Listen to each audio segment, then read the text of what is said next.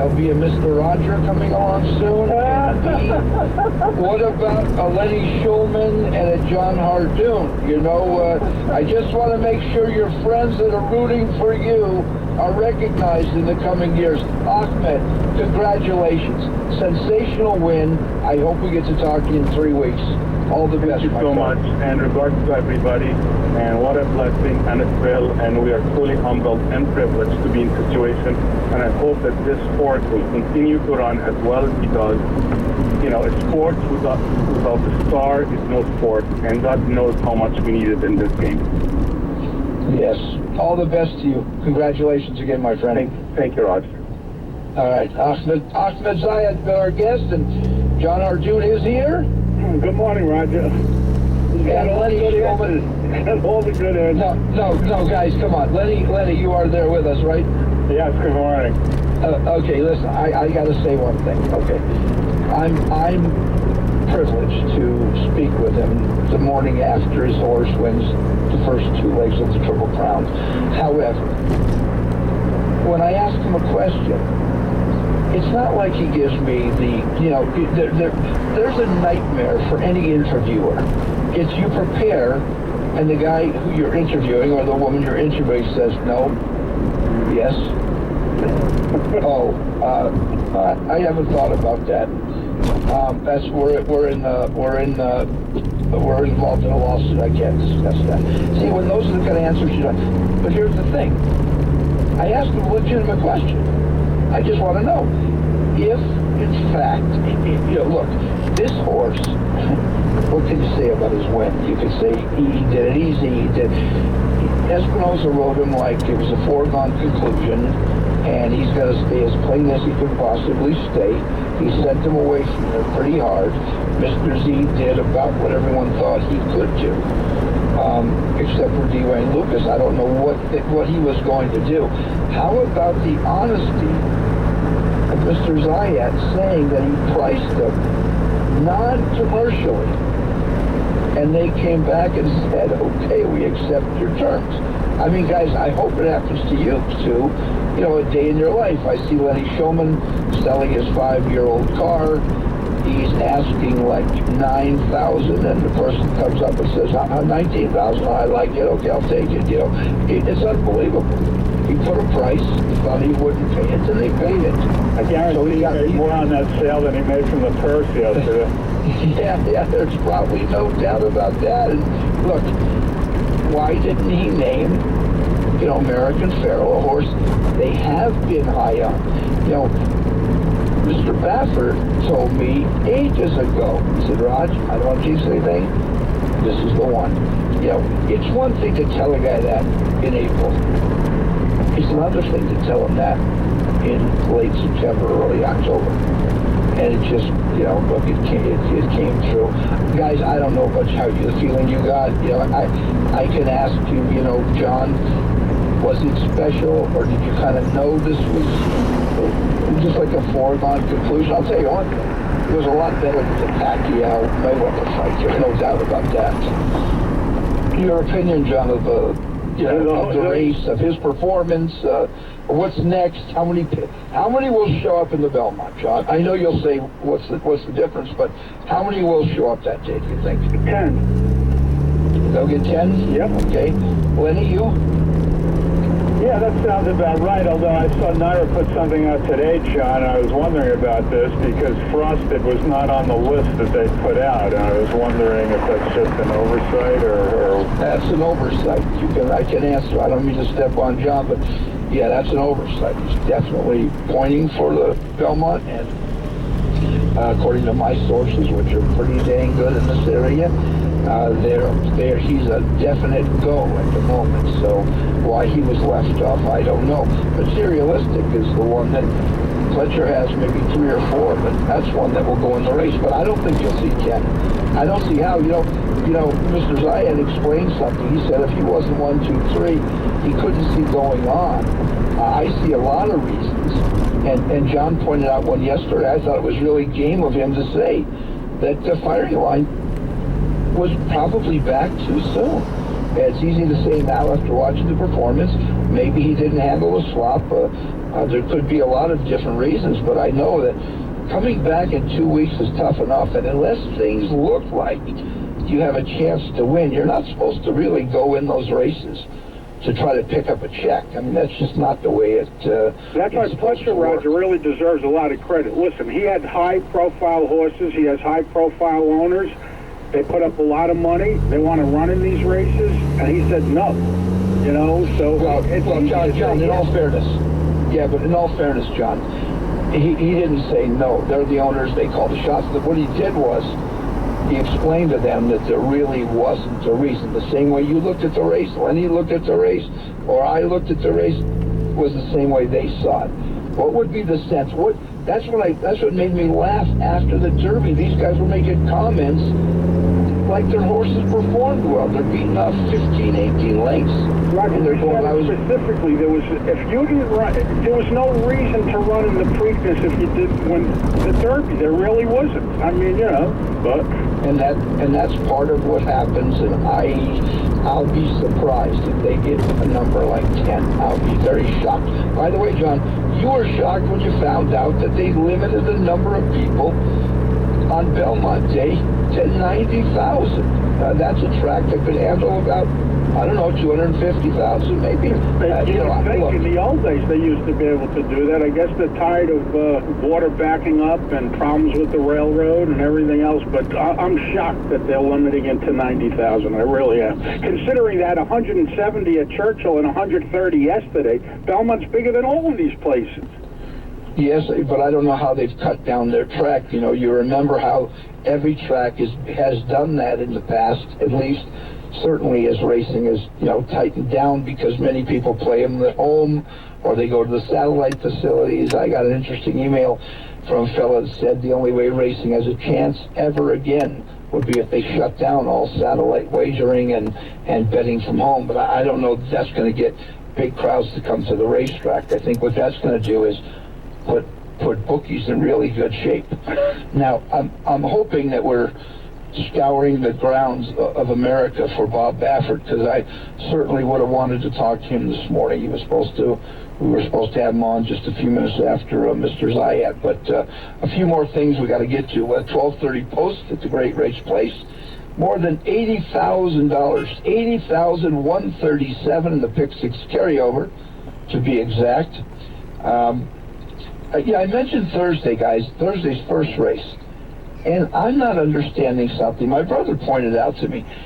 They called that, there was a minus pool. But, John, how could there have been a minus pool when all the money was bet to show on a horse that ran out? Well, that's why it's a minus pool, right? No. If they had to pay him and all the people that bet on him, that would have been a minus pool. Do you follow me? Right. All right, well, listen, we'll talk about that. No, well, listen, all the money that was bet to show, they lost, John. That's not a minus pool. It's a minus pool when you have to pay those people. That's what a minus pool is. When there's more money wagered on one horse, or the mutual comes back 210, when it actually should have come back 203 or whatever, and they got to pay you the 210. That's what a minus pool is. So I'm a bit confused. Anyway, you figure that out. Let me pick Bob Baffert's brain for a minute. Handicap master Bob Baffert joins us right now. Hey, Bob, congratulations. Thank you, Raj. And I'm happy. What I was more happy about is that my Philly Fantastic Style didn't let you guys down yesterday. No, not just me. I told you, Bob. Pressure. No. Well, you brought it on yourself. I didn't hustle you for that selection. You said you had a horse to give the people. Bob, this is who you've always been. Two things I got to mention before we talk about your great horse, American Pharoah. Number one, Rosie at Clocker's Corner takes care of everyone who comes to watch workouts. Yes, the horsemen are her favorites because it's who she deals with on a daily basis. It never was made public, but the truth was, Rosie one day was down in the mouth because, well, somebody had stolen all of her money from the sales of the racing form. Well, Bob Baffert walks up, says, Rosie, what's wrong? She says, well, I'm a little short, this is what happened.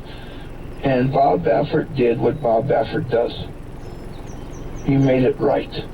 Or he made it more than right. He reached in his pocket, replenished the cash for Rosie, and did it without any fanfare. Bob has been very good. And by the way, Victor Espinosa, 10% of his money. We got to get to talk about that for a minute. But Bob, that's one of the things. And the other is, you really enjoy when the fans tell you, hey, Bob, thanks for that winner. And I don't know how they do it, but the social media thing, it's crazy. Literally, when the horses crossed the finish line, 3 minutes later, I had a dozen emails. Thank Bob for us. Tell Bob to come on every week. I love these guys. They think I got like a walkie-talkie and you're at the other end. But look, they very much appreciate it, Bob. You didn't have to do it. You didn't have to go out of your way. That being said, before we hang up, don't forget, 80,000 the carryover. You got 2 maidens in the last. We'll talk about that later. That's not important. How'd the horse come out of it, Bob?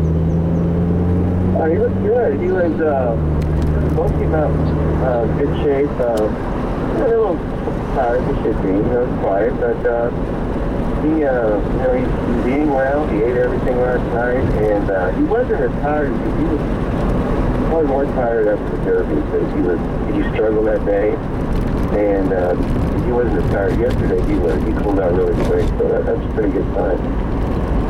All right, now, I don't know that you commented already on Dortmund, but he seemed to take the race as though, for whatever reason, Mark Garcia didn't seem aggressive. He seemed almost lost out there. He didn't seem to want to make a stylish run. He wasn't going to be part of the immediate pace. He didn't look like he was getting primed to make any kind of come from behind charge. He was just sort of there. And maybe his only nondescript performance ever. Well, you know what? When it started to rain like that, Dortmund has really big feet. I knew he was going to have trouble with it. He was just big, and he wasn't getting over the ground like he can. And Victor was telling me that the biggest problem was they couldn't really see because that rain was coming down so hard. And so it was.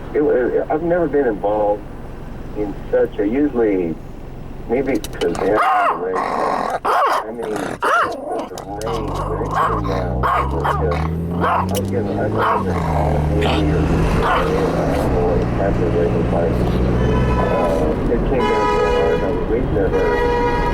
I knew everybody was soaking wet. Victor came back and he took his boot off in the winter circle, and the water just poured out of there.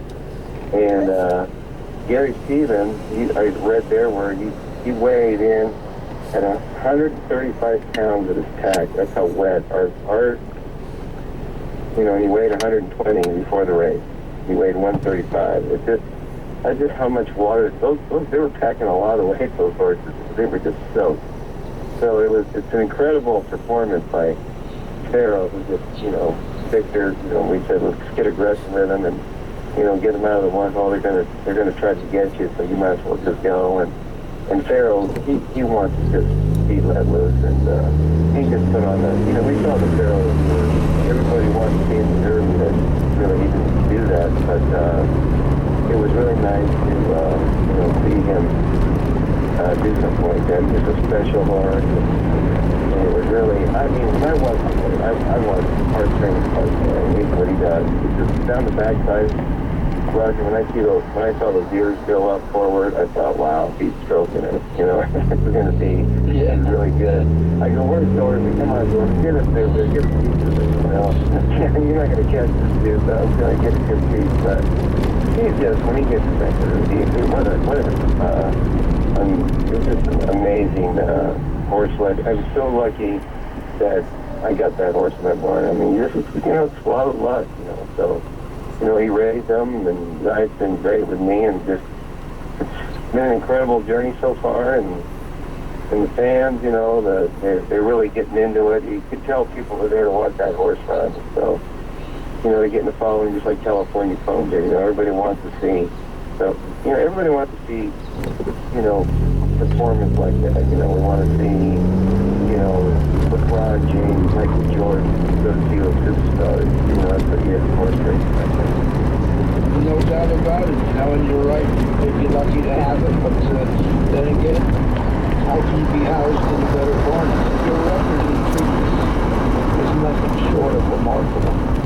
It seems as though you've been here before. You've been standing 20 days before the Belmont with a horse ready to make history. You said early on that this horse was probably going to take you there. You were that confident about him. Anything at all now make you think that that he's not going to be an overwhelming favorite, Belmont Day? I think one thing I noticed about all these horses that you don't know it's about 2 weeks before you're going to see any change in the animal. For some of your, one thing I've noticed about, I had my experience with running these horses in there, and like in 2 weeks you can sort of see them. They're either starting to get even or moving forward, or they regress. I remember when he regressed on me a little bit. The return to stage, just even feel, no fight, point given. Well, he didn't win the Derby. He just lost in 1/12, and so or whatever it was, and so I think we'll know, like in I don't know, in a couple of weeks, that last course or whatever, and I'll let you guys know. To me, if he regrets or something, I don't see it happening right now the way he is. If I put him on that plane, I'm confident about it. That's what I feel about it. So, he's, as long as he shows us that, he's going to have to balance over the track. You watch him live galloping, and when he came here, you see him go by. And I remember the first day I galloped him here, I was like, he went by me, and I was thinking,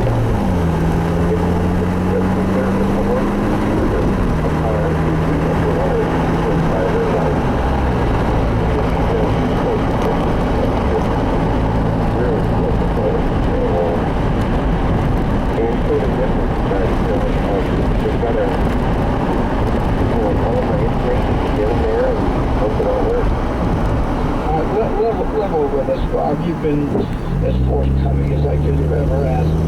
Mr. Z was in the race. You handled it. You handled the discussion of Dwayne Lucas with as much respect as you possibly could. You could have been cruel. You would have had the odds on your side, but that wasn't your style. It's not your way. You said he's done it before, and that's the reason that you got to kind of give him that respect. But they come out of the gate, American Pharaoh doesn't break particularly well and gets sent by Victor. I mean, sent more than you see a horse in that kind of position get sent. And were you thinking for a second, please don't, Mr. Z, he's going to run last, please don't compromise this horse's chances? Did you think there was a chance he may take you down to the half in 45 and leave you, looking for air at the top of the lane at all? You know what? Kind of feel like I was thinking that, but I discussed with Victor, and I told Wayne. I know Wayne was always saying, that horse, he wants to go to the lead, and I've been compromised. And he was telling me that. I said, well, well, he thought he was hoping that he'd do like Knox, will get out there and let him go. And he told everybody to go, but I just told Victor, you know what, if you go, just don't let you take that lead away from you. Don't give it to him. Just take him, and if leads burn out, then my fault, but I'm not gonna kill that method. I was like LeBron James said in the playoff here today, just give me the ball and get out of my way. He got the best horse. Just let him roll. He wants to be let roll. And from the inside, when I went back and all, the horse, you don't want to get behind there and just get you know, they're going to tackle you anyway. Don't give them a chance. And so, and he let him roll, and he responded. And I said, by the time you get to the turn, you'll know right there if you're going too fast. And then once he took control, then he slowed him down and gave him a little breather. And when I turned in the backside, I knew he was pretty cool. But I listened to two more quick things, Bob. Number one, I asked Mr. Zayed this. I said to him, you know, Mr. Zayed, after all these things happen, including the Mr. Z sale, you're more than just lucky. You're also got to be very smart. But if you're so smart, why isn't American Pharaoh named Mr. Z? And Mr. Z would have been named American Pharaoh. That way, in the history books, nobody in racing would have ever forgotten Mr. Z. And he had no answer about it. I stumped him. I really did. I stumped him. You think he's going to claim later that it was lack of sleep why he didn't have an answer? well, I read there that he was named in a contest, and they also Yeah, well, that's true. And by the way, that's why his name is misspelled. Now, Bob, let's forget about Belmont. We've got time to talk about that. Pick 6 carryover today. That's what half the fans are thinking there. Roger, don't you dare let him off the phone without something. Pick 6 carryover at Santa Anita today. You know it's in. Give him some direction, please, Bob. I hate to ask you, but I have those named House Bullet and Lemieux is the better. House Bullet probably wants to go on.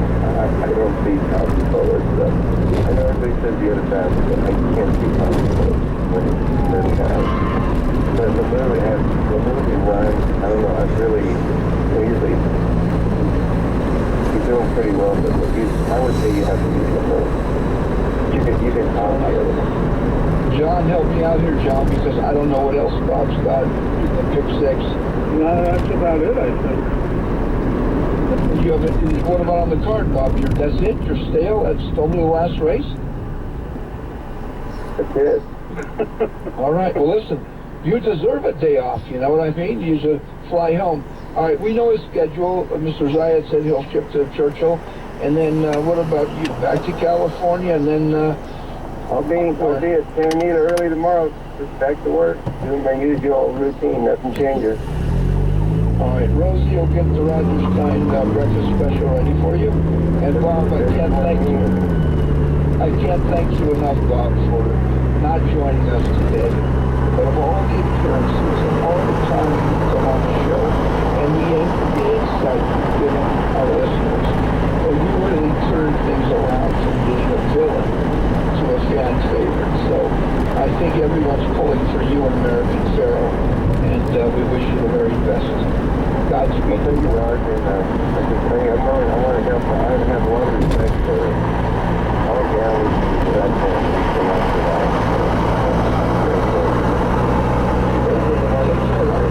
everybody likes a little bit of pain. I wish I could give them this pain, but I really like it. We got to listen to best of Cody. And of course, best of Jill. Better experience Jill. Smiled today. She saw her for you. She smiled. She looked like the wall was coming down. She went through it.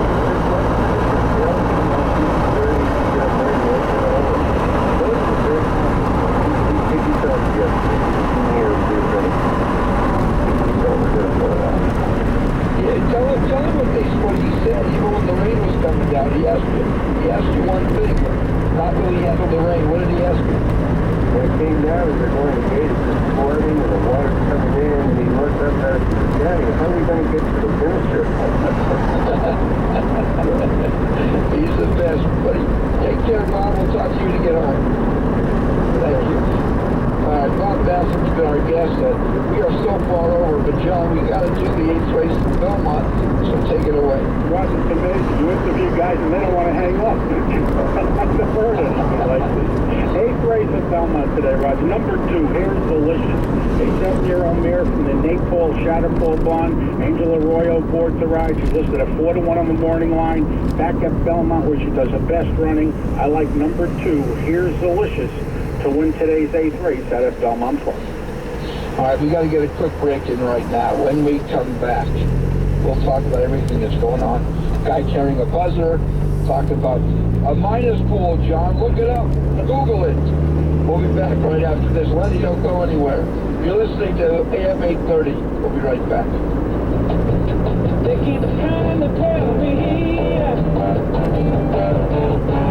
all you want to do is kill me.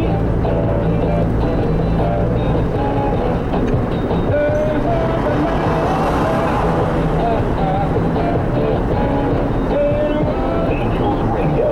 AM 830.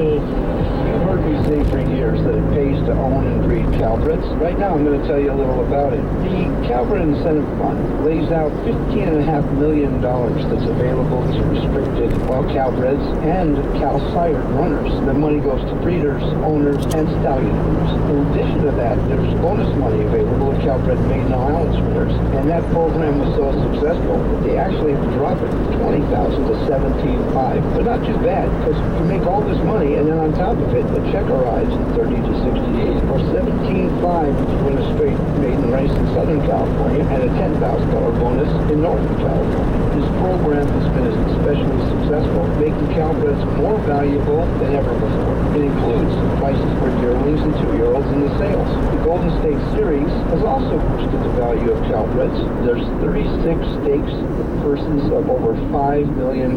That's funded by the Thoroughbred Owners of California, California Marketing Committee, the stallion registration fees, and nominations of 2-year-olds. If you want more information, visit ctba.com. Read all about the Calbred Incentive Program, as well as the benefits of joining the CTBA member. To be a member, not only do you get a stallion directory, the industry directory, discount for full registrations, but you get 2 passes that are good for every track in the state of California. 2 clubhouse passes for the whole year, I guess. You actually look at it, it's a bargain just based on that. So check them out at ctba.com or call the office. It's at 626-445-7800. That number again, 626-445-7800. Right across the street from Santa Anita.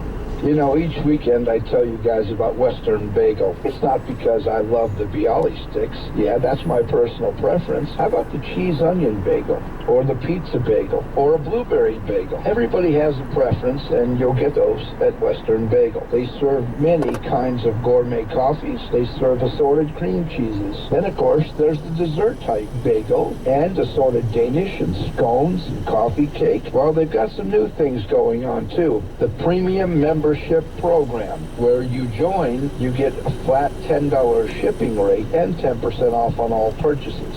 You'll find out why they are the bagel that won the West. They are located in Northridge, Studio City, Valencia, Van Nuys, Burbank, Chatsworth, Encino, Granada Hills, West LA, Westlake Village, and Woodland Hills. Give them a try. Western Bagel.